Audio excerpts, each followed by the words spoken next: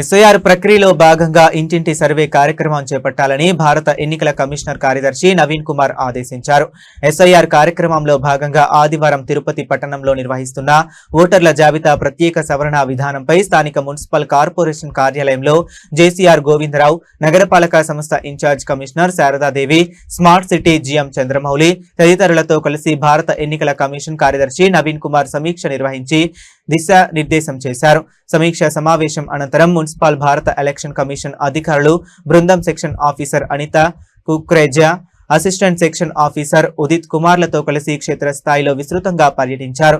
కేంద్ర ఎన్నికల కమిషన్ బృందం క్షేత్రస్థాయి పర్యటనలో భాగంగా తిరుపతి పట్టణంలోని రామకృష్ణ థియేటర్ సర్కిల్ 38వ పోలింగ్ స్టేషన్ పరిధిలోని 37వ వార్డు, లక్ష్మీపురం 12వ వార్డు సచివాలయం పరిధిలోని పోలింగ్ స్టేషన్ల వారీగా ఉన్న ఓటర్ల జాబితా ప్రత్యేక సవరణ కార్యక్రమాన్ని ప్రత్యక్షంగా పర్యవేక్షించారు.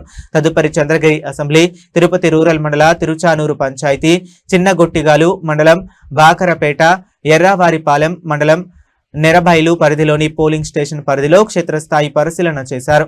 ఈ సందర్భంగా సూపర్వైజర్స్ ను తమ పరిధిలో గల బిఎల్ఏలు పోలింగ్ స్టేషన్స్ వివరాలు అడిగి తెలుసుకున్నారు.